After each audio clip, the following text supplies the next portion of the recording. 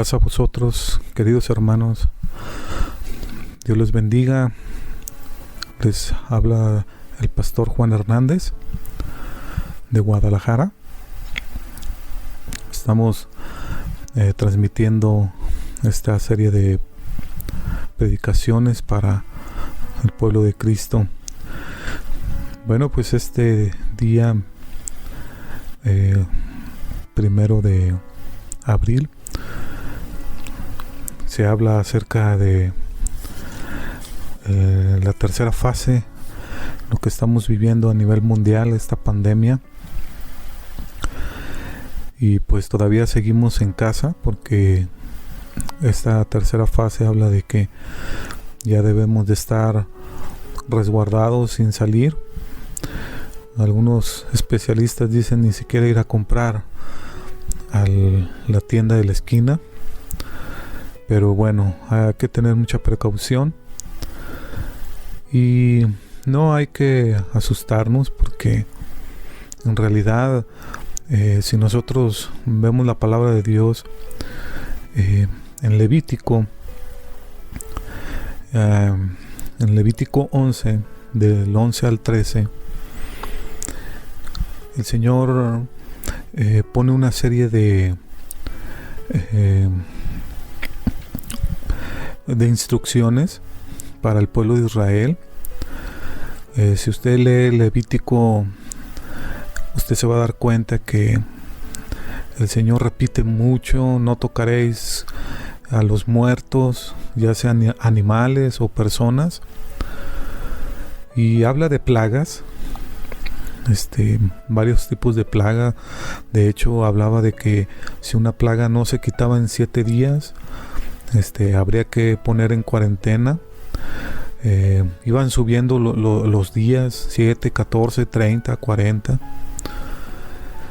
Y al final, si por ejemplo era ropa de alguien que estaba contaminado por alguna plaga, y si esa ropa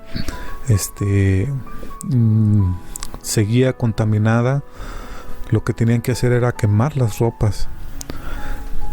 Si la plaga no duraba tanto, pues solamente decía lavar las ropas.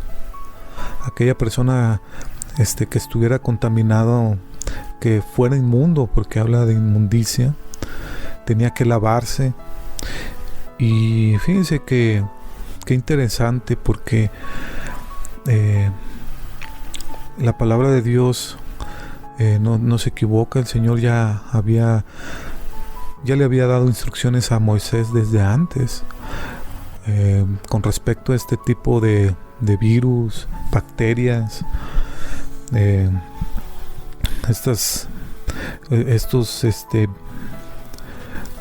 ¿cómo le podríamos decir? Microbios que en realidad hacen daño al ser humano. Y fíjense que la clave de todo esto, hay 2 armas para esto que todavía están vigentes, y una de ellas es el agua. Porque si ustedes ven, si ustedes están escuchando, los especialistas hablan de que tenemos que estar siempre lavando nuestras manos, las ropas, hay que lavarlas, ponerse gel antibacterial, etcétera. Pero la arma poderosa para estos casos es el agua. Y ahorita vamos a ver la otra arma también que es necesaria para contrarrestar este tipo de virus, porque el Señor, fíjense, ya había dado esta instrucción a los levíticos. El Señor daba una serie de instrucciones en cuanto a no tocar cuerpos muertos, animales. Dice, no los tienes que tocar. Y si tocaste a uno porque fuiste a enterrarlo, porque era tu familiar, o te lo encontraste y se te murió, ibas a ser inmundo hasta la noche y tenías que lavar tus ropas.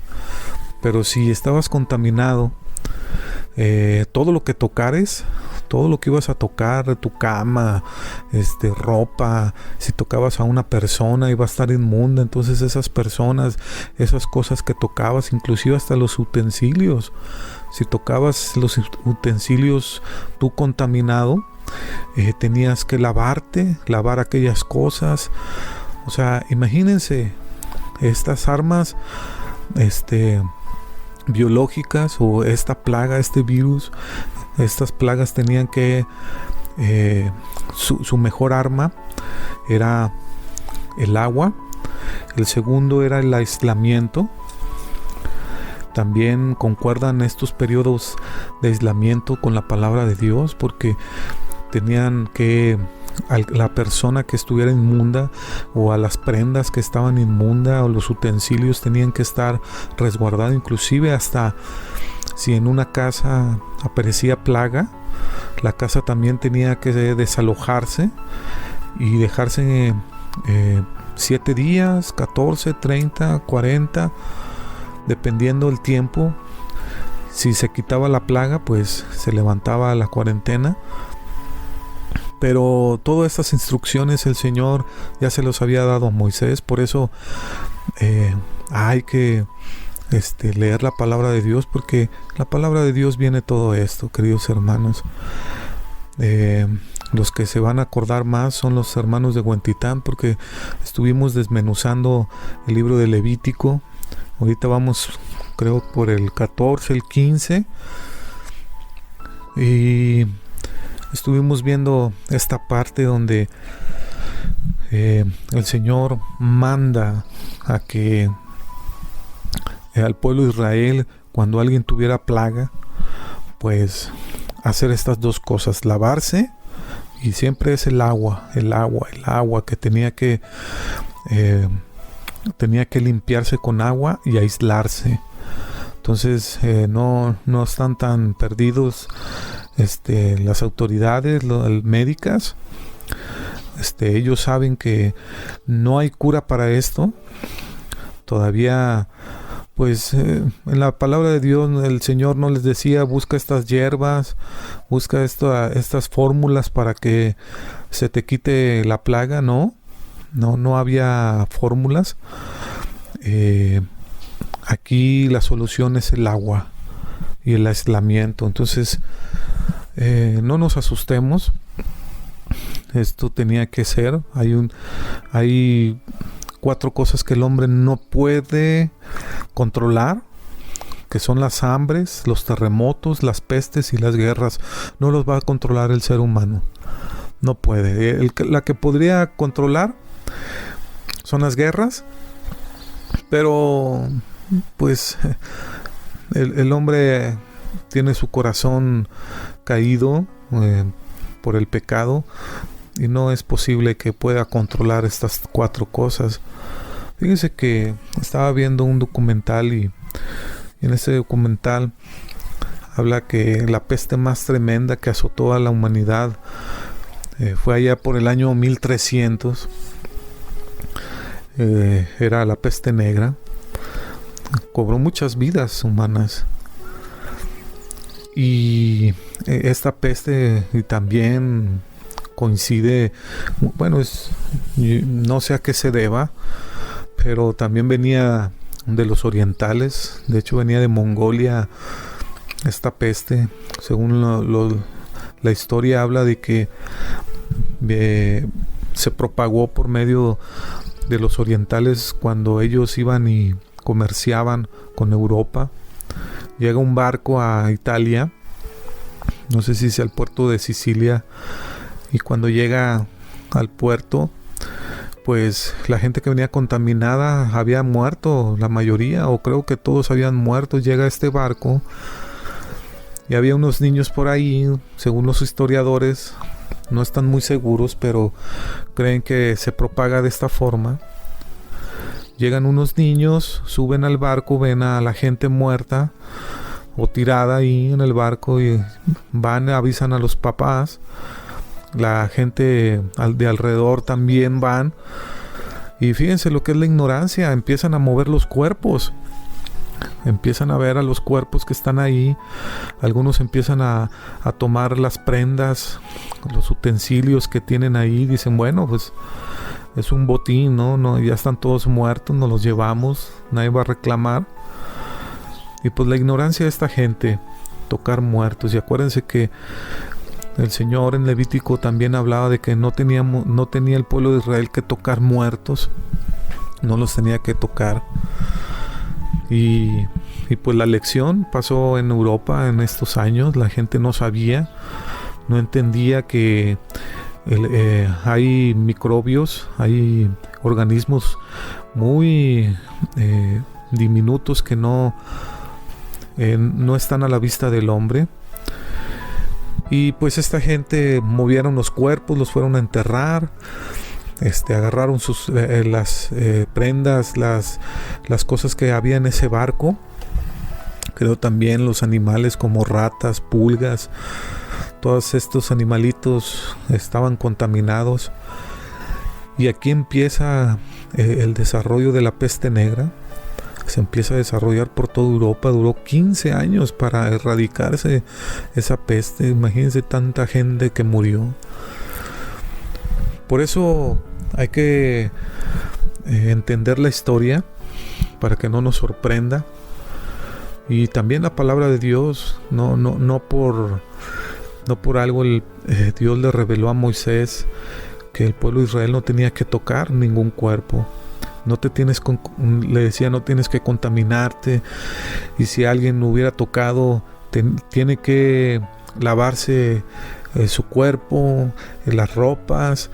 Y si está inmundo o si esa plaga tocó a esa persona, tenía que estar 7 días aislado o inclusive más.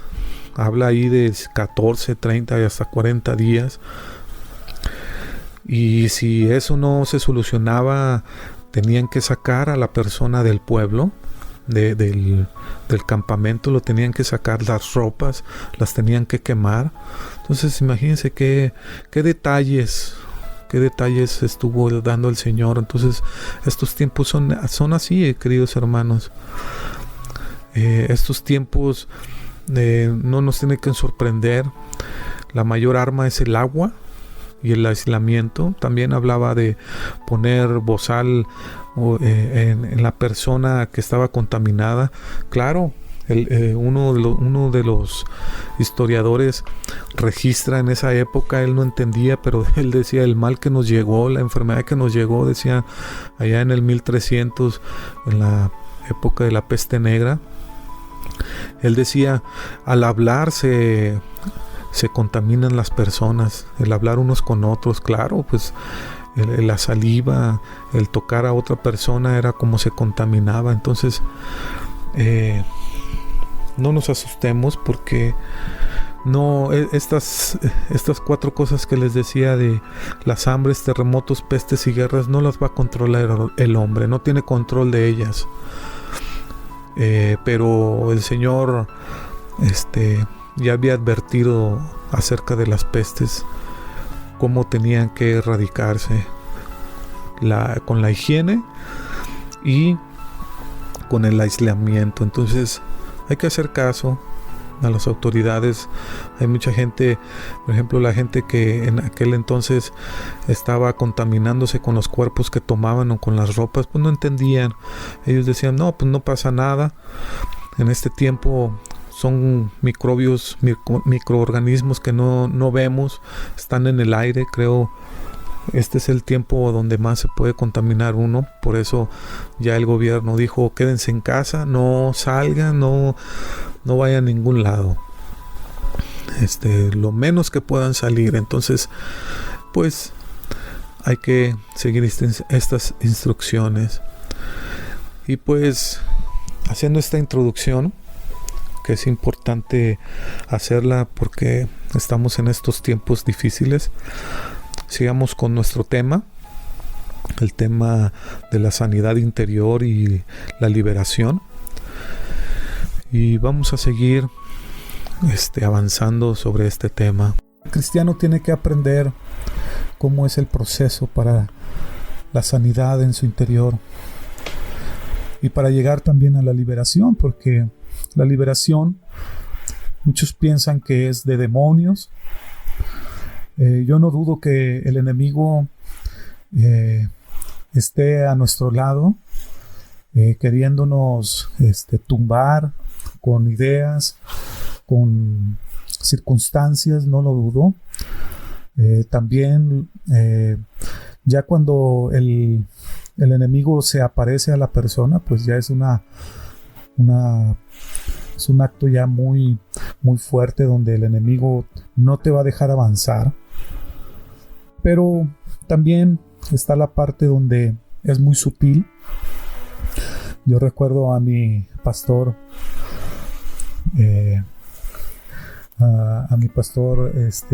Hugo Zafra,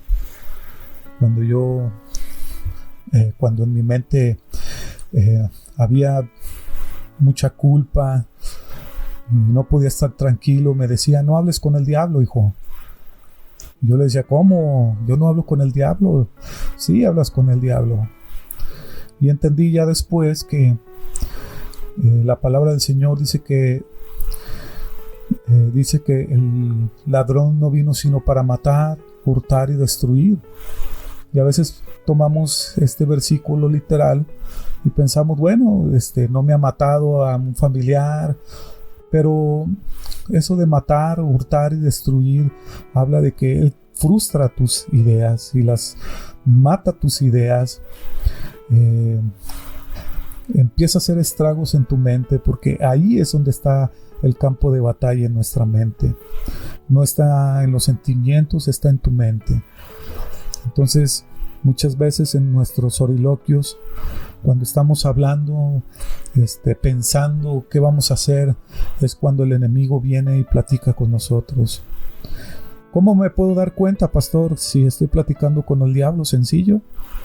Cuando en tu mente hay rechazo, cuando en tu mente te destruyes a ti mismo, cuando empiezas a decir: es que yo no sé, yo no puedo, yo soy un tonto.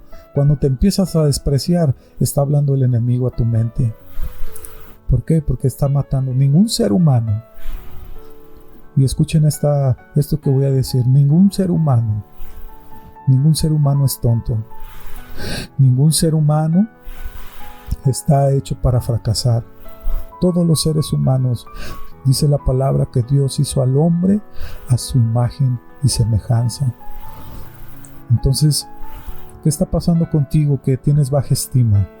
Bueno, tienes 3 enemigos.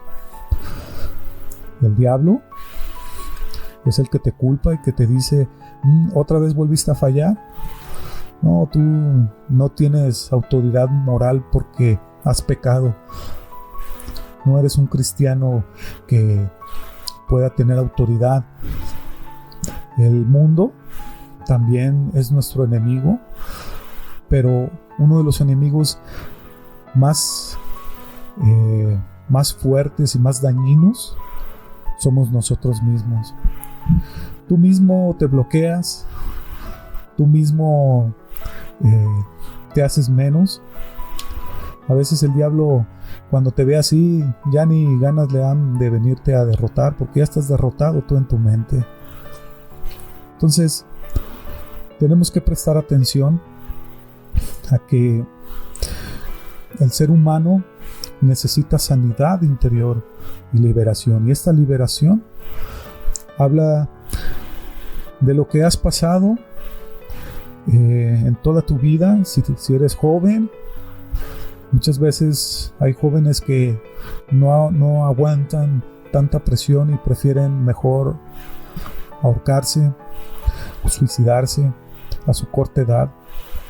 No soportan estar sufriendo por dentro. Ahora imagínense una persona de 30, 50, 80 años, el sufrimiento en su interior. Pero yo quería decirles que era la tricotomía del hombre. El hombre, tenemos que entender que es un espíritu que tiene un alma. El hombre es un espíritu que tiene un alma y está dentro de un cuerpo físico. Cada una de estas partes tiene divisiones, las cuales yo quiero desmenuzarla cuidadosamente. Primero, el espíritu es el hombre interior, es la parte inmaterial, invisible del ser humano, y es la naturaleza espiritual del hombre. Esta parte es la que se comunica con Dios. Pero también la parte espiritual tiene 3 divisiones: la comunión, la intuición y la conciencia. Vuelvo a repetir, el espíritu se divide en 3 partes: comunión, intuición y conciencia. Dice en Proverbios 20:27, lámpara de Jehová es el espíritu del hombre, la cual escudriña lo más profundo del corazón. Así es que el Señor, más adelante vamos a ver con la comunión. La comunión es el medio por el cual nos comunicamos con Dios y desarrollamos una relación íntima con Él. Esta parte es importante. Dios no te va a hablar al alma, no va a hablar a tus emociones, a tus sentimientos ni a tu mente, porque desafortunadamente como seres humanos tendemos al pecado. Entonces, los errores que has cometido, las prácticas que has hecho mal, los errores que has hecho por tanto tiempo, cuando el Señor habla a tu mente, lo primero que vas a hacer es rechazar eso. Yo les digo que el Señor no nos deja el futuro, no nos deja ver el futuro, porque si Él te deja ver el futuro, lo primero que vas a decir: no es cierto. No, el Señor no me puede usar a mí porque no sabe el Señor cómo estoy, cómo soy. Por eso el Señor no nos permite ver el futuro. Yo a veces pensaba, bueno, ¿por qué hay hombres evangelistas que estuvieron en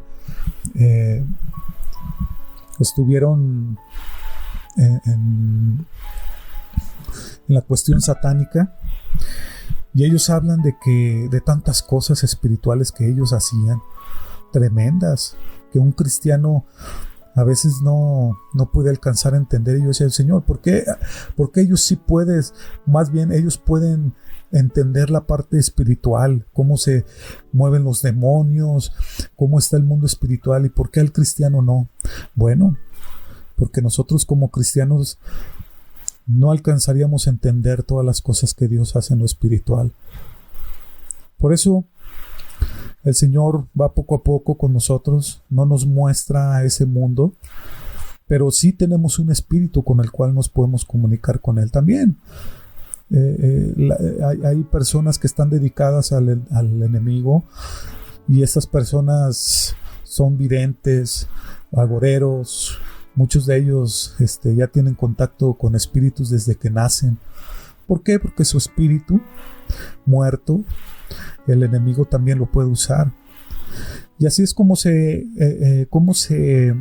nosotros nos relacionamos con lo espiritual, con el espíritu del hombre. Vuelvo a repetir en Proverbios 20:27, lámpara de Jehová es el espíritu del hombre, la cual escudriña lo más profundo del corazón. Por eso la comunión es el primer paso muy importante para comunicarnos con Dios. La siguiente es la intuición. Es el testimonio interior por medio del cual el Espíritu Santo nos guía y nos habla. Este es el conocimiento inmediato de una verdad. Y fíjense, sin la participación del razonamiento. Dice Romanos 8, 14 y 16, porque todos los que son guiados por el Espíritu de Dios, estos son hijos de Dios. Pues no habéis recibido el espíritu de esclavitud para estar otra vez en temor, sino que habéis recibido el espíritu de adopción, por el cual clamamos, Abba Padre. El Espíritu mismo da testimonio a nuestro espíritu de que somos hijos de Dios. La intuición es bien importante en nuestras vidas como cristianos, porque debemos estar siempre dispuestos a escuchar la palabra de Dios. Es cuando tú estás en algún peligro o vas a hacer una finanza muy importante. Y si tú dejas que el Señor te hable, por eso cada vez que vayas a hacer algo, dile: Señor, guíame lo que voy a hacer, lo que estés haciendo. Y el Señor te va a mostrar si es correcto o no lo que vas a hacer. Esto es importante, fíjense. Y apenas vamos en el Espíritu. Ya dijimos que era comunión.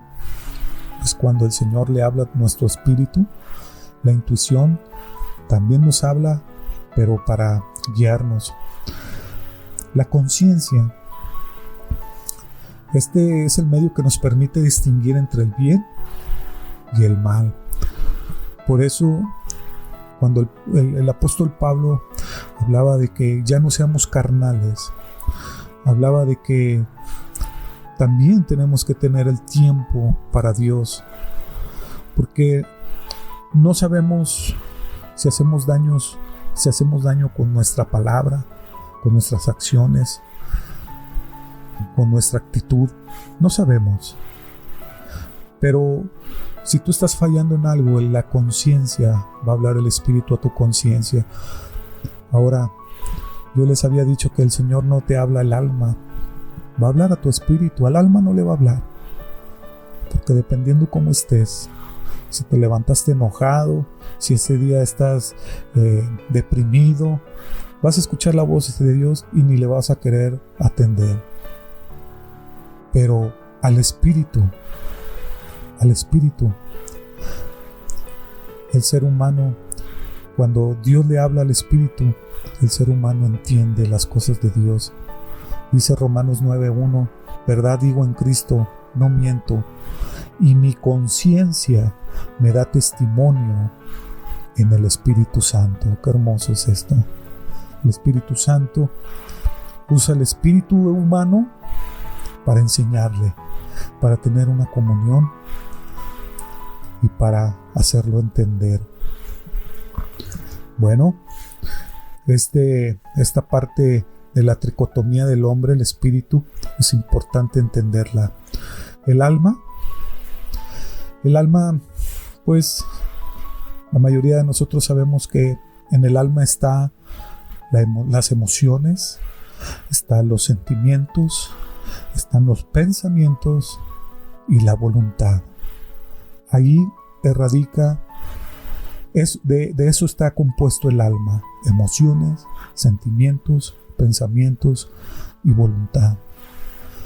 Esta parte, queridos hermanos, aquí vamos a entrar en el trabajo del ser humano. La parte del espíritu,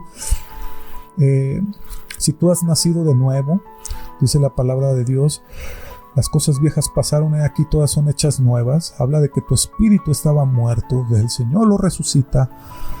Pero, ¿qué crees? Empieza el trabajo del cristiano. Porque si el alma estuviera renovada, pues ¿qué necesidad tenemos de trabajar? Estaríamos todos como angelitos aquí en la tierra. Pero no. El alma, pensamientos, emociones, sentimientos y voluntad tienen o necesitan ser renovadas para ser transformados. Dice Santiago 1:22: pero ser hacedores de la palabra y no solamente oidores, engañándonos a vosotros mismos. Cuando nacemos de nuevo, la obra de Cristo es perfecta en nuestro espíritu. Somos hijos de Dios, vamos al cielo. Nuestro nombre está escrito en el libro de la vida, pero nuestra alma no es cambiada. Nuestra alma no nació de nuevo. Entonces, ¿qué hacemos con nuestra alma? El alma necesita dos cosas: ser renovada y ser transformada. Dice Romanos 12:1-3: así es que, hermanos, os ruego por las misericordias de Dios que presentéis vuestros cuerpos en sacrificio vivo, santo, agradable a Dios, que es vuestro culto racional. No os conforméis a este siglo, sino transformaos por medio de la renovación de vuestro entendimiento, para que comprobéis cuál sea la buena voluntad de Dios, agradable y perfecta. Digo, pues, por la gracia que me es dada, a cada cual que está en vosotros, que no tenga más alto concepto de sí que el que debe tener, sino que piense de sí con cordura, conforme a la medida de fe que Dios repartió a cada uno. Así es que por esta razón, queridos hermanos, hay muchos creyentes que todavía tienen heridas emocionales, malos pensamientos, deseos insanos, también de no hacer la voluntad de Dios. Esta última se le llama rebeldía, el no querer hacer la voluntad de Dios. Muchas personas se confunden si piensan que si han nacido de nuevo o no, porque arrastran cosas del pasado que no han podido vencer. Realmente lo que necesitan es renovar el alma, necesitan renovar sus pensamientos, sus sentimientos, sus emociones. Pero esto se logra a través de la palabra de Dios, la sanidad interior y la liberación. Así es que, queridos hermanos, déjenme decirle que la mayor parte de los problemas de un creyente están en su alma. Ahí está, en su alma. Dice Juan 3 al 7, y él les respondió: de cierto te digo que el que no nace de nuevo no puede ver el reino de Dios. Nicodemo le preguntó: ¿cómo puede un hombre nacer siendo viejo? ¿Puede acaso entrar por segunda vez en el vientre de su madre y nacer? Respondió Jesús: de cierto te digo que el que no nace del agua y del Espíritu no puede entrar en el reino de Dios. Lo que nace de la carne, carne es; lo que nace del Espíritu, Espíritu es. No te maravilles de que te dije: os es necesario nacer de nuevo. Fíjense que hay creyentes que han entendido lo que es el nuevo nacimiento. La palabra de Dios nos enseña que cuando un cristiano recibe a Jesús como su Señor y Salvador, su espíritu nace de nuevo, pero su alma no. Fíjense lo que enseña la palabra, que el espíritu y el alma son diferentes. Dice en 1 Tesalonicenses 5:23: y el mismo Dios de paz os santifique por completo, y todo vuestro ser, espíritu, alma y cuerpo. La palabra de Dios también habla en Hebreos 4:12 y dice que su palabra es viva y eficaz, y más cortante que toda espada de dos filos. Penetra hasta partir el alma y el espíritu, las coyunturas y los tuétanos, y discierne los pensamientos y las intenciones del corazón. ¿Qué hace el nuevo nacimiento en nuestro espíritu? Bueno, el Señor ya lo había profetizado en Ezequiel 36:26. Dice: os daré un corazón nuevo y pondré espíritu nuevo dentro de vosotros, y quitaré de vuestra carne el corazón de piedra, y os daré un corazón de carne. Si es que el Espíritu nos da la posibilidad de comunicarnos con Dios, nos permite conocerlo a Él y su voluntad. También en Colosenses 1:9 dice: por lo cual también nosotros, desde el día que lo oímos, no cesamos de orar por vosotros y de pedir que seáis llenos del conocimiento de su voluntad, en toda sabiduría e inteligencia espiritual. El ser humano tiene una inteligencia lógica, pero cuando el Señor te da la sabiduría y la inteligencia espiritual, ese día tú entiendes las cosas que el Señor quiere para tu vida. También el Espíritu nos da la habilidad de ser verdaderos adoradores. Dice Juan 4:23: mas la hora viene y ahora es, cuando los verdaderos adoradores adorarán al Padre en espíritu y en verdad, porque también el Padre tales adoradores busca que le adores. En conclusión, hay muchos creyentes que tienen que pasar por este proceso con la profundidad y la convicción que el Señor Jesús tiene que hacer una obra en sus vidas. Jesucristo en la cruz, la obra que hizo ahí fue suficiente para liberarnos y sanarnos de todas las heridas del pasado. No solamente las físicas, porque miren, Salomón hablaba acerca de que un corazón triste secaba los huesos. El corazón triste es un deprimido, pero esa depresión te va a llegar a causar males en tu cuerpo. Y muchos cristianos dicen, bueno, estoy enfermo de algún cáncer, alguna otra enfermedad del cuerpo, y dicen, bueno, por las llagas del Señor fuimos sanados. Sí, yo no dudo que el Señor sane tu enfermedad física, pero lo primero que quiere sanar es tu corazón. ¿Por qué llegaste a esa enfermedad? Bueno, hay que prestar atención.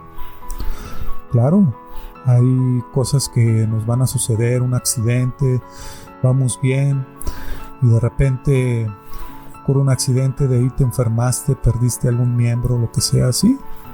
Bueno, también puede ser la voluntad de Dios.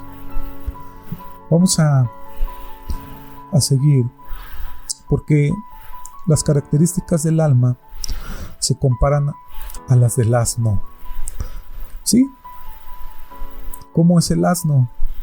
Desobediente, testarudo, voluntarioso, egoísta, jactancioso, ególatra, inseguro, rudo, exhibicionista, rebelde, orgulloso y arrogante. Fíjense las características del alma. No se habla al aire nada más en esta parte, no lo estoy haciendo, porque también en una de las ocasiones el Señor dice, no seas como el caballo, como el mulo, que necesitan tener cabestro para ser gobernados. Estas son las características del alma, las mismas del asno. Esta naturaleza por lo tanto necesita ser renovada y transformada.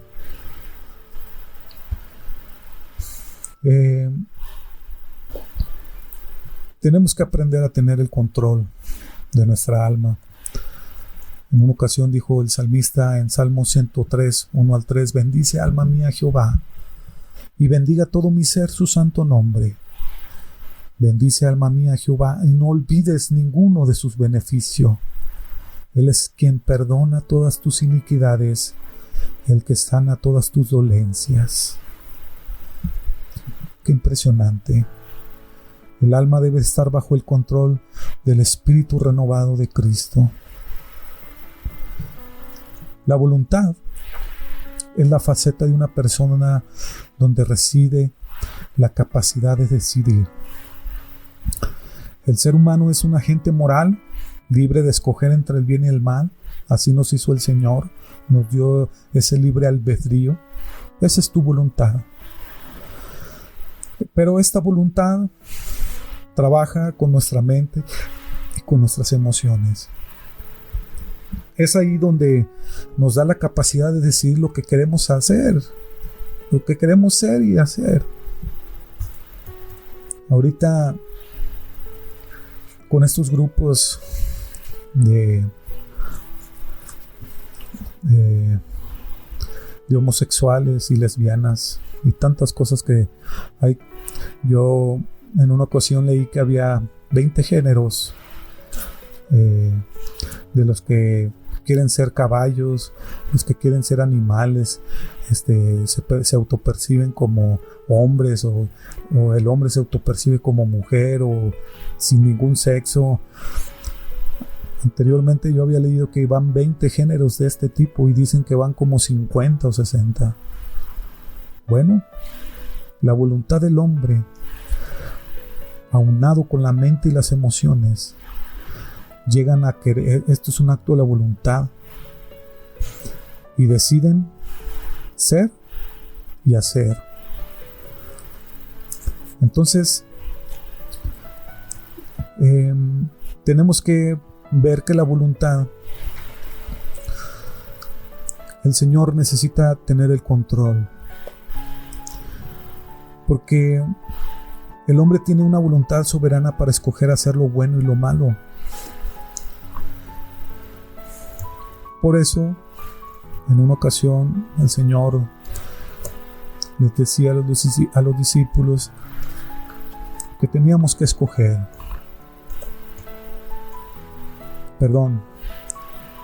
El apóstol Pablo hablaba de que tenemos que escoger entre Dios o los hombres, en este caso el enemigo. Por ejemplo, la desobediencia es un acto de nuestra propia voluntad. La palabra de Dios dice: el alma que pecare ciertamente morirá.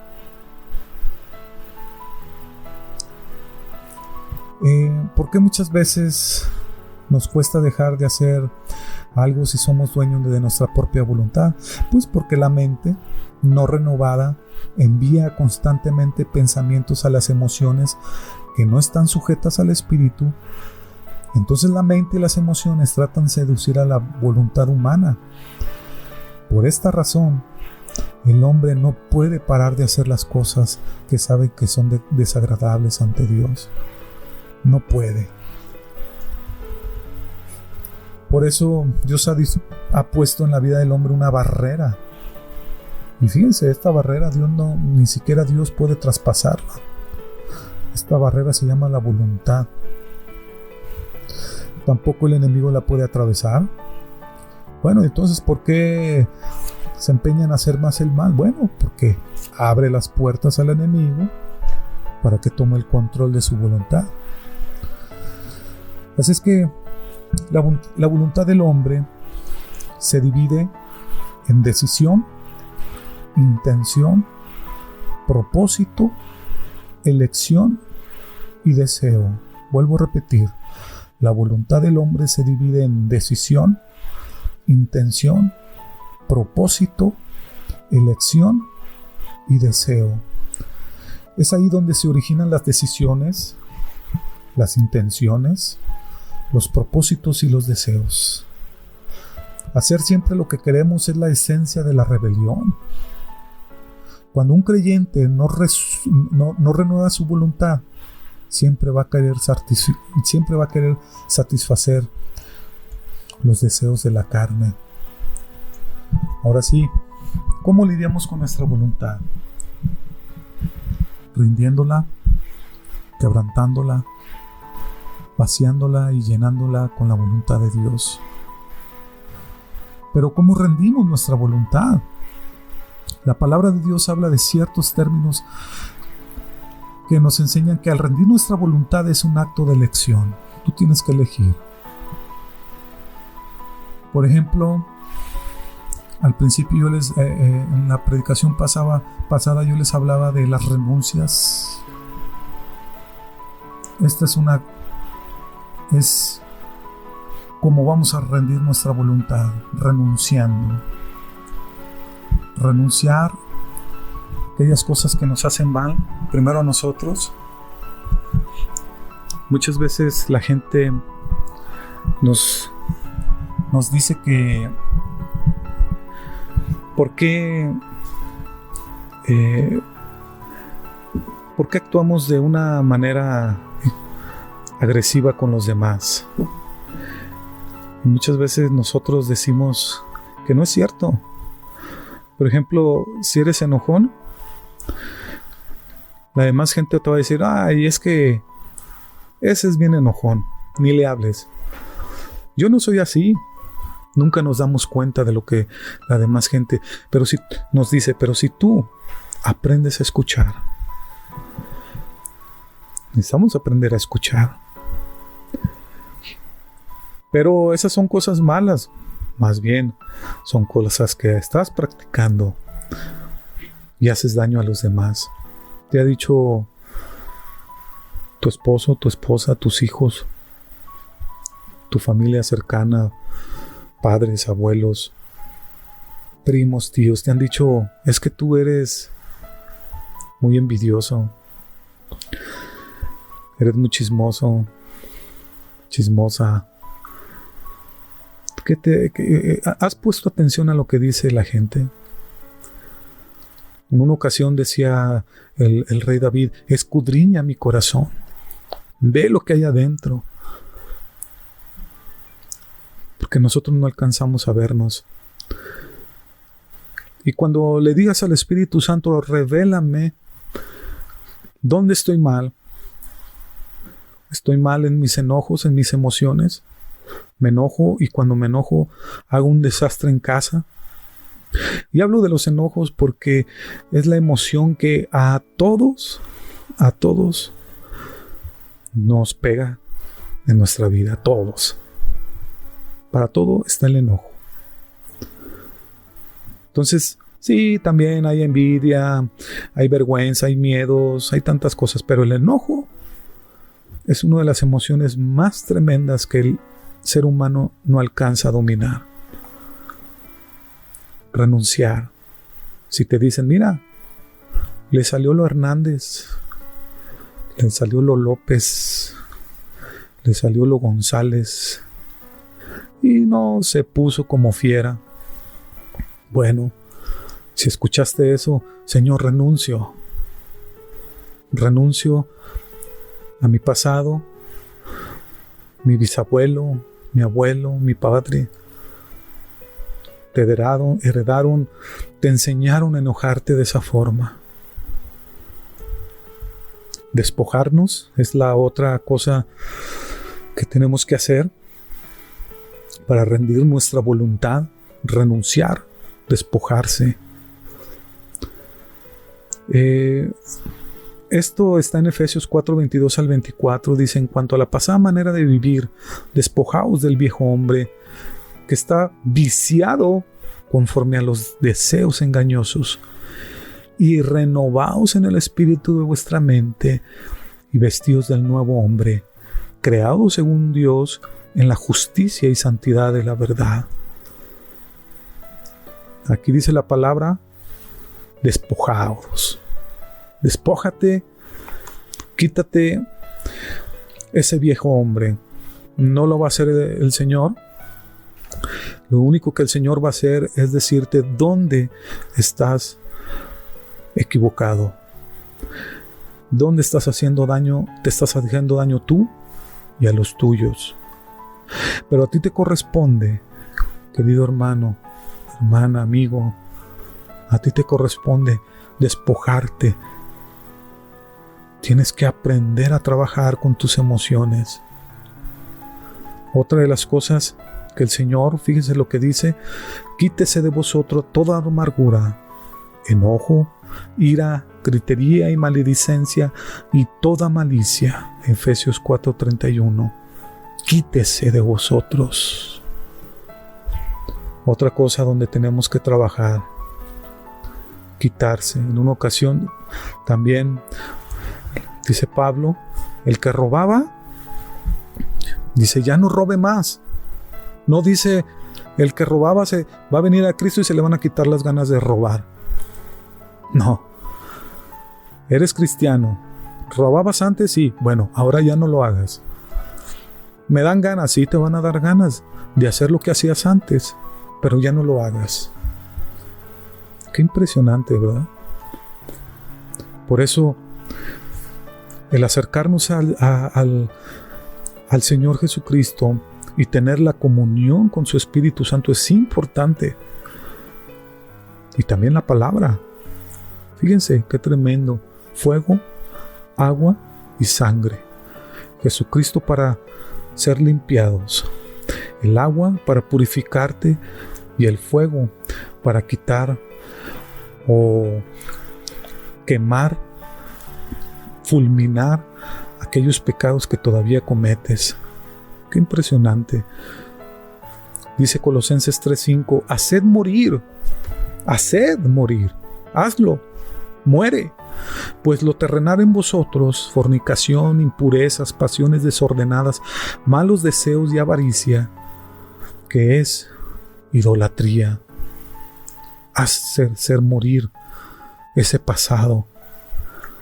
Ahora, recuerde que Dios no nos obliga a hacer ninguna de estas cosas, Necesitamos entender esto. Dios no te obliga a hacer ninguna de estas cosas. Somos nosotros los que tenemos que tomar la iniciativa de renunciar a las áreas de nuestra vida que no le agradan a Dios. Tenemos que hacer morir lo malo, quitar de nosotros todo aquello que nos impide el crecimiento espiritual. ¿Cómo se quebranta la voluntad? Bueno, nuestra voluntad es quebrantada cuando Dios nos disciplina y nos castiga como un padre a su hijo en amor. Dice Isaías 57:15, porque así dijo el alto y sublime, el que habita en la eternidad y cuyo nombre es el Santo. Yo habito en la altura y la santidad, y con el quebrantado y humilde de espíritu, para hacer vivir el espíritu de los humildes y para vivificar el corazón de los quebrantados. La voluntad de Dios la podemos conocer y cumplir de 3 maneras. Por iluminación. Esto es cuando estás dormido, el Señor habla a tu vida aquello que estás haciendo mal y te da la clave, te levantas y dices, esto estaba mal, de aquí en adelante ya no lo voy a hacer, y te convences, y es una convicción en tu corazón. Esa es una iluminación, la entiendes y la haces por revelación.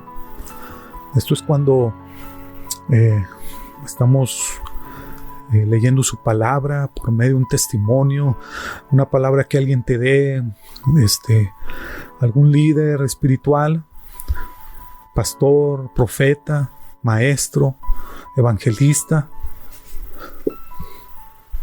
o apóstol. También te puede dar una pequeña fracción de la revelación de Dios. Y la última, por la trituración. Esto tiene que ver con las circunstancias dolorosas que Dios permite en nuestras vidas, las cuales utiliza para enseñarnos a cambiar, ¿sí? Muchas veces el Señor lo repetía en Deuteronomio. Le decía al pueblo de Israel, mira, si tú te vas por este camino, yo te voy a bendecir, los cielos estarán abiertos, la lluvia va a caer a su tiempo, serás cabeza y no cola, vendrán naciones y te pedirán prestado. Y luego, pero decía, pero este camino que está de este lado, dice, en este camino, si tú decides ir por ahí, dice, vendrán a ti todas estas maldiciones, a tus hijos los tendrán por esclavos, no vas a disfrutar de tus bienes, vendrá otro y comerá tus animales, lo que tú tengas, el cielo se cerrará, serás cola, vas a tener que pedir prestado, vas a vivir como esclavo. Pero dice, pero todo lo que estés haciendo mal, tarde o temprano, todas estas cosas vendrán a ti y te destruirán.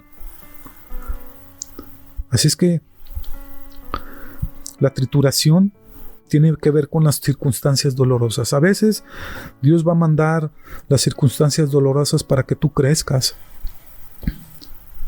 Porque a veces le decimos, Señor, ¿por qué estoy pasando por este infierno? ¿Por qué estoy pasando por estas situaciones en mi vida?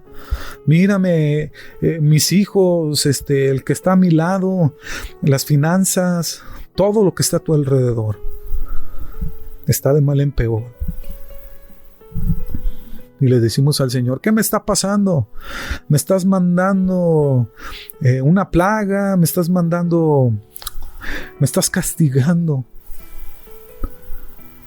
Una de dos. ¿O no has entendido que el Señor te está llamando? o el Señor te está llamando a crecer más. Todo lo que pasas, dice la palabra de Dios, que es por la voluntad del Señor, que es buena y agradable. ¿Cómo puede ser agradable que esté en una situación adversa? Tú no sabes. La muerte de alguien, la separación de alguien.